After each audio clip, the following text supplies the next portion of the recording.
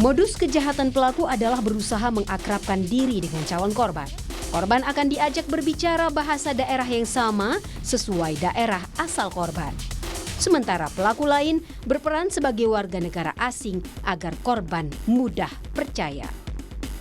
Kalau ngejalanin ini selalu berempat sama 3 orang teman yang lainnya? Kadang berempat, kadang bertiga. Oke, kenal mereka dari mana? Ya dari kampung. Ada dari sini, dari kata. Bagi perannya gimana nih?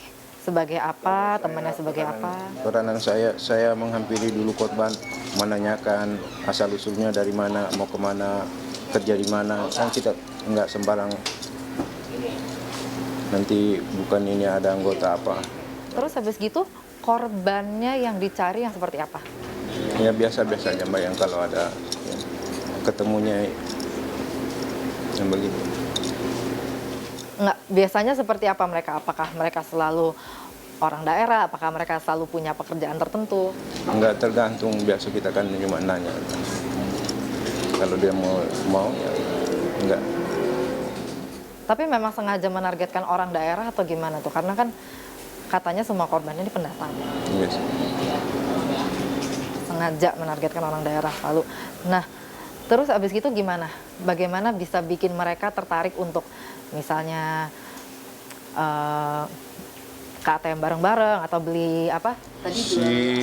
Si orang Brunei-nya ini menawarkan satu handphone elektronik. Itu temennya Yang dari Brunei mengaku yang orang. Terus gimana? Dia menawarkan satu barang elektronik. Contohnya Note 10. Dia bandrol 4 juta. Udah dia mau itu, langsung udah mau itu. Lagian juga sama-sama satu kampung. Jadi berpura-pura sebagai orang yang asal-usulnya sama.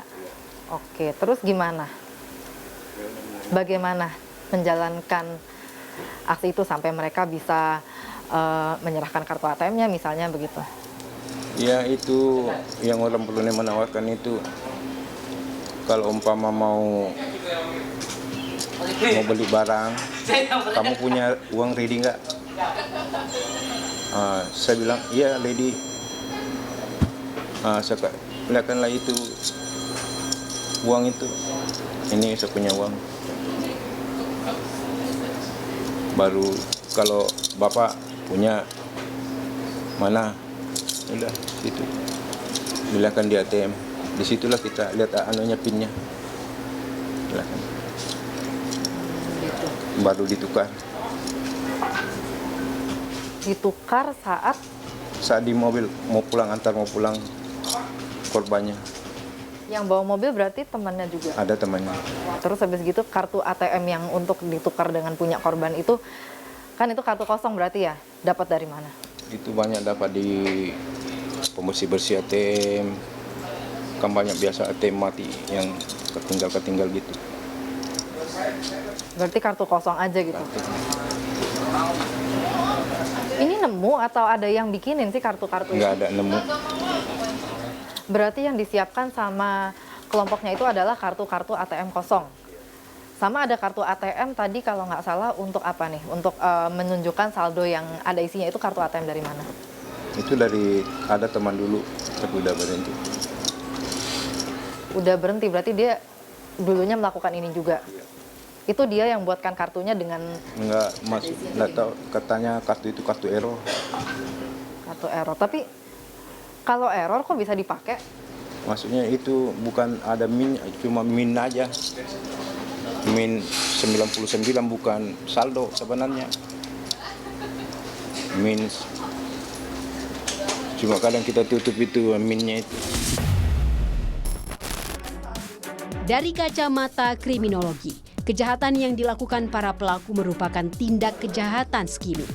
Metode kejahatan yang cenderung kerap terjadi saat ini. Pengawasan yang lemah mendorong merebaknya metode kejahatan keuangan ini. Ya, pertama-tama perlu dibedakan ya antara skimming, carding, phishing. Ya. Kalau phishing itu adanya satu skema-skema yang menarik lah dalam rangka penggunaan ATM, misalnya diskon yang luar biasa, diperbolehkannya ATM itu dipergunakan dalam 2-3 bank atau oleh orang-orang yang berbeda. Jadi kemudahan dalam rangka menggunakan ATM sebagai alat transaksi lah gitu. Yang kedua, carding itu lebih pada membuat ATM palsu.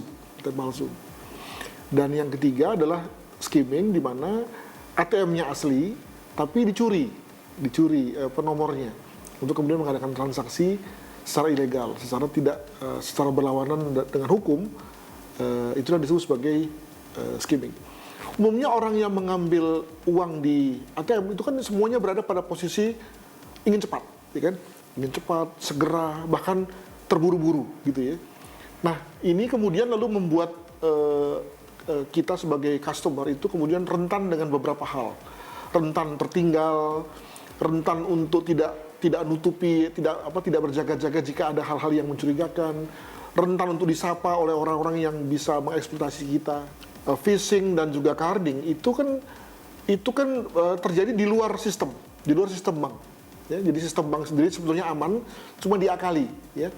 Untuk skimming misalnya, harusnya saya dengan password saya yang mengambil uang, tapi kemudian karena dicuri passwordnya, ya PIN-nya, maka kemudian diambil oleh orang lain dengan menggunakan password saya, ya kan? Jadi sebetulnya sistemnya terjaga, tidak dirusak. Dengan memakai pendekatan itu, maka kemudian para pelaku skimming, pelaku phishing, dan pelaku carding itu larinya ke pidana umum, krim ya, kejahatan biasa. Tapi ketika kemudian saya sebagai orang luar mulai mengakali sistem, berubah sistem, ya, memberikan pesan-pesan salah kepada sistem, sehingga kemudian lalu membuat sistem itu kemudian jadi rusak, ya, maka saya masuk pada yang namanya kejahatan cyber. Bisa juga dalam rangka memakai orang, mempergunakan orang untuk sebagai decoy, ya, pengumpan. Dia pura-pura nanya, pura-pura mengalihkan perhatian lah, ya, mengintersepsi agar kita kemudian lengah dan kemudian dia bisa mencuri PIN kita dan seterusnya. Kalau mau mengambil di ATM itu jangan sendiri, misalnya ditemani oleh anak atau oleh kakak, adik gitu ya, sehingga kemudian dia bisa memberi advice jika kemudian ditemui hal-hal yang aneh-aneh. Kalau tadi kita bicara mengenai adanya orang yang pura-pura mengganggu, pura-pura untuk minta apa gitu ya, dan kita khawatirkan itu sebagai decoy, sebagai pengumpan, maka dengan adanya orang yang membantu kita itu, lalu dia bisa, wah ini hati-hati nih, gitu ya, mengingatkan bahwa hati-hati loh ada orang yang mau ganggu atau apa, sehingga kemudian lalu kita sebagai pemegang ATM itu kemudian sadar. Kini para tersangka tak lagi bebas memperdaya masyarakat hingga dapat menguras isi ATM mereka. Maka dari itu dari pihak perbankan perlu untuk menjamin keamanan nasabahnya. Lalu nasabah juga harus memproteksi diri mereka dengan tidak tergesa-gesa dalam menggunakan fasilitas ATM. Tak hanya itu, mereka juga harus menghindari interaksi dengan orang yang tidak dikenal, terlebih yang sampai melibatkan transaksi menggunakan ATM. Tim Liputan Kompas TV, Jakarta.